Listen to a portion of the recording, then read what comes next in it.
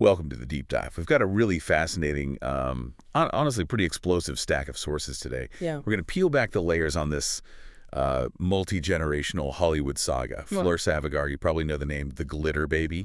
And this deep dive is really about pulling out the core lessons, hidden inside this story of just ruthless ambition and, frankly, deeply toxic family stuff. Yeah, exactly. Our mission here is to really analyze the emotional battlefield these characters created, especially that mother-daughter dynamic.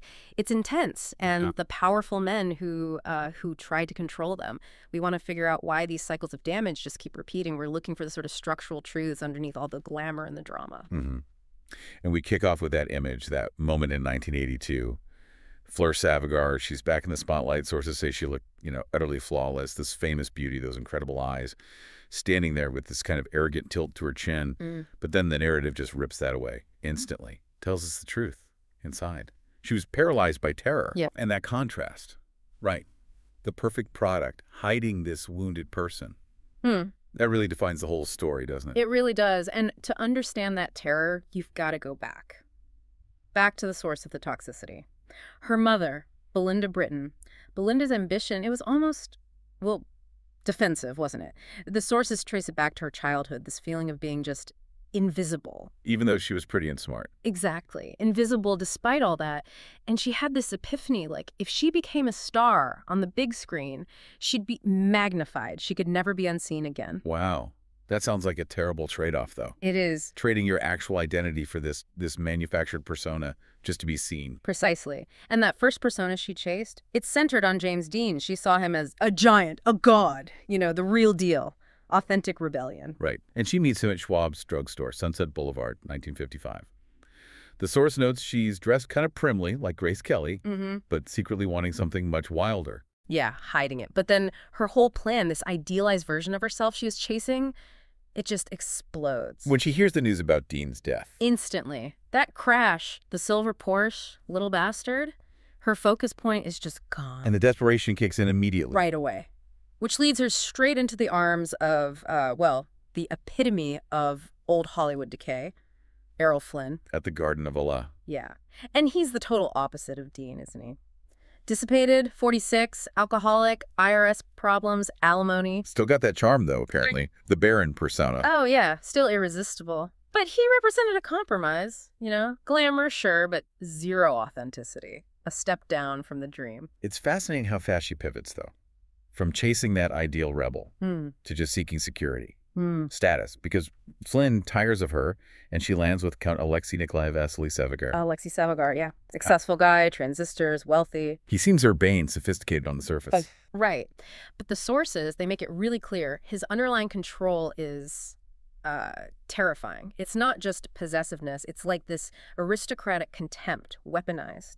The source actually calls it an act of possession. Yeah. Fueled by this belief in the divine right of czars. He looks down on movie stars, sees them as frivolous. And uses his status, his wealth, to just dominate that world. Exactly. Yeah. Which sets up the huge betrayal, doesn't it? The marriage.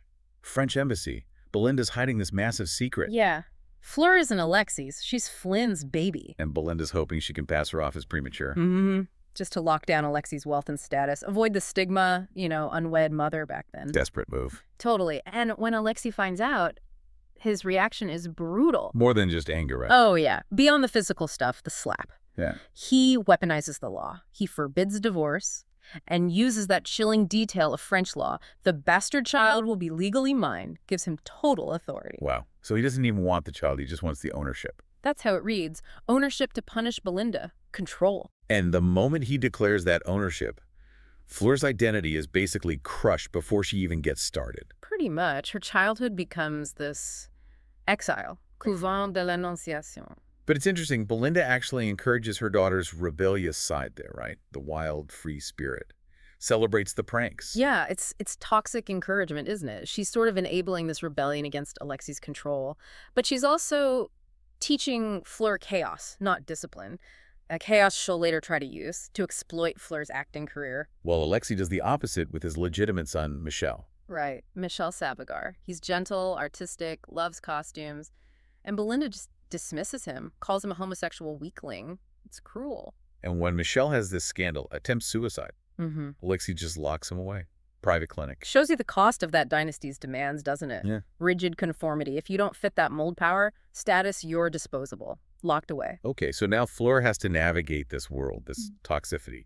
She emerges as the glitter baby. And that core contradiction is still right there.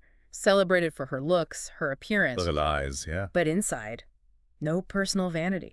She actually sees her strong features as masculine. Her height, her hands, impossible. She just can't square the inside with the outside. The product people are celebrating. Not at all. And meanwhile, Belinda, still chasing her own lost dreams, finds a new James Dean figure. Ah, Jake Koranda, actor, writer. Yeah. Belinda sees him on screen, thinks he's the real deal, the rebel, and her whole ambition now focuses on controlling Fleur's relationship with him. Which kicks off this really adversarial romance, doesn't it, during the filming of Sunday Morning Eclipse? Right. Jake, he's an Oscar-winning screenwriter, but he's kind of blocked on this Vietnam book he wrote. Okay. And he initially hates Fleur's casting, calls her a ditzy glamour girl. He only sees the surface, the product. And the big clash comes over that nude scene. Fleur actually fights it, wins the battle, asserts some control for once. No nudity. But Belinda panics.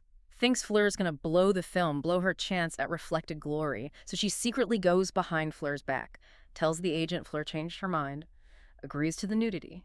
That is just weaponizing her own daughter's career. Unbelievable. Totally. And Fleur finds out, realizes she's been completely manipulated. She freezes on set, terrified to undress in front of Jake. Her confidence is shot because she knows she's a fake actress, just a puppet. Which leads to the absolute lowest point, the ultimate betrayal. Yeah.